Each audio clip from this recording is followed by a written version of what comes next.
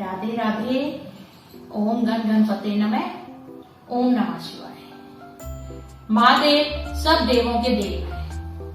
वह थोड़ी सी भी भक्ति से महादेव जी अति प्रसन्न हो जाते हैं और पार्वती माता जो है वह अति अति पतिव्रता स्त्री है और वह सदैव भक्तों को वरदान देने के लिए भोलेनाथ से अनुग्रह करती रहती है। भोलेनाथ जी और माता पार्वती को प्रसन्न करने के लिए सोमवार में 3 तरह के व्रत हैं। एक तो साधारण सोमवार जो हम हर सोमवार को कर सकते हैं, एक प्रदोष व्रत जो त्रयोदशी तिथि पे होता है और एक 16 सोमवार व्रत। ये तीनों ही व्रत बहुत ही चमत्कारी हैं और भोलेनाथ और माता पार्वती की कृपा प्राप्त करने का बहुत ही उत्तम साधन है। आज की जो वीडियो है इसमें हम साधारण जो सोमवार है उसकी कथा को श्रवण करेंगे और नियमों को जानेंगे। नमस्कार, मैं हूँ आकांक्षा और आपका बहुत बहुत स्वागत करती हूँ आपके खुद के YouTube channel Krishna magical world में। सबसे पहले हम सोमवार का जो साधारण व्रत होता है उसके नियमों की बात कर लेते हैं। भोलेनाथ का व्रत है जो बिना भोलेनाथ के जल अभिषेक के पूरा कभी भी नहीं होता।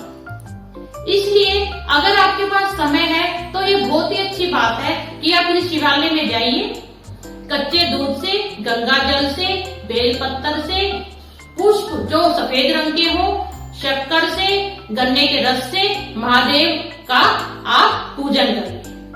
अगर आपके पास थोड़ा सा भी समय नहीं है तो आपके घर में जो भी शिवलिंग है आप उन्हें अवश्य स्नान कराइए और अच्छे से पूजा पाठ करिए और जो साधारण जो सोमवार की जो व्रत कथा है उसका श्रवण कीजिए। जो सोमवार का व्रत है इसमें नमक का सेवन नहीं करना होता है और हमें मीठा भोजन ही करना होता है और दिन में एक समय हमें भोजन करना होता है। अब सोमवार व्रत की कथा श्रवण करते हैं। जय हो। ओम नमः शिवाय। आज सोमवार व्रत कथा। एक नगर में एक साहूकार और साहूकारनी रहते थे।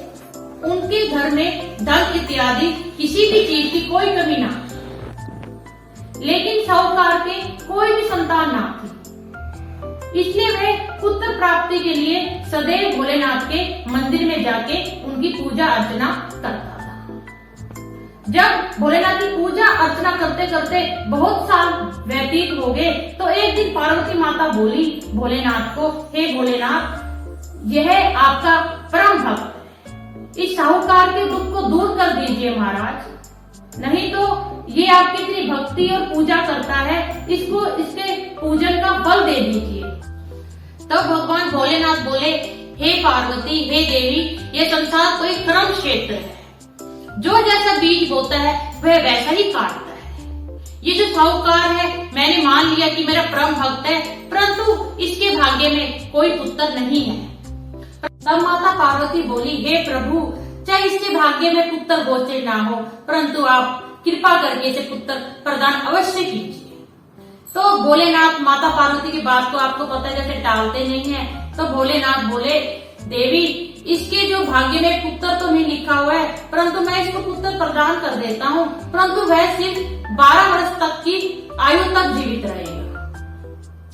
तो माता पार्वती बोली, प्रभु आप 12 वर्ष तक ही प्रदान कर दीजिए, परंतु इसे पुत्र प्रदान कर दीजिए। तब शिव और पार्वती का जो वार्तालाप था वह साहूकार सुन रहा था। इसलिए उसने जब ये सुना ना तो उसे प्रसन्नता प्राप्त हुई ना ही उसे दुख हुआ। वह पहले की भांति ही शिव पार्वती का पूजन करता रहा।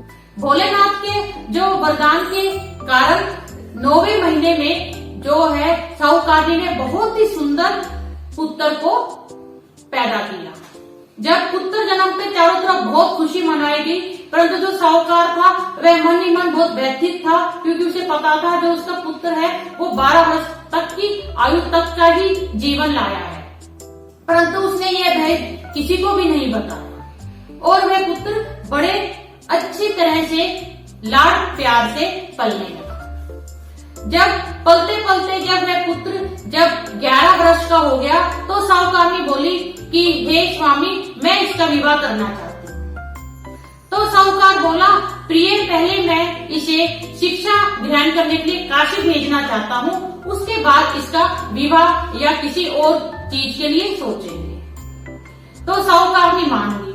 तब साहूकार ने जो उसका साला था, जो लड़के का मामा था, उसे बुलाया और बहुत सा धन दिया और उन दोनों को विदा किया और उस मामा को बोला कि तुम जहाँ पे भी रुको बहुत से हवन और दान पुण्य करते रहना और इसे काशी ले जाओ, वहाँ पे ये शिक्षित हो जाए तब इसे वापस ले आना। और मामा और भांजा काशी की ओर निकल पड़े। जैसे ही वे जिस भी शहर में रुकते थे वहीं पे वो हवन करते थे, दान आदि करते थे। जब मामा और भांजा एक नगर में जब रुक रहे थे तब वहां पर एक राजा की बारात आई। तो जो वर पक्ष का जो दूल्हा था वह एक आंख से काना था। तब वह बारात में जो उसके पिता थे दूल्हे के, उन्होंने जैसे ही मामा और भांजे की जोड़ी देखी, उन्हें वह लड़का बहुत ही सुंदर लगा और वह मामा को बोला कि मेरा पुत्र एक आंख से काना है, इसलिए ये राजकुमारी के सामने जैसे जयमाला को जाएगा चारों तरफ इसकी खिल्ली उड़ेगी और शायद इनका विवाह भी टूट जाए। इसलिए अगर आप अपने भांजे को दूल्हे के वेश में एक बार द्वार तक ले जाएंगे तो मेरे पुत्र की जगह इसके साथ विवाह संपन्न हो जाए तो मैं आपको बहुत सारे धन को दे दूंगा। तो जो मामा थे वे सहज उन्होंने स्वीकृति दे दी और जो वह भांजा था, जो पुत्र था, जो साहूकार का, वह दूल्हे का वेश धर के और उसने राजकुमारी के साथ विवाह रचा दिया। जैसे ही वह विवाह पूरा संपन्न हो गया, जैसे ही वह जाने लगा जो भांजा था, तो उसने अपनी पत्नी के पल्लू पे लिख दिया कि तुम्हारा विवाह मेरे से हुआ है, जो तुम्हारा वर पक्ष का जो दूल्हा है वह एक आंख से काना है और मैं काशी पढ़ने को जा रहा हूँ, और ये लिख के वह चला गया। जैसे ही राजकुमारी ने अपने पल्लू पे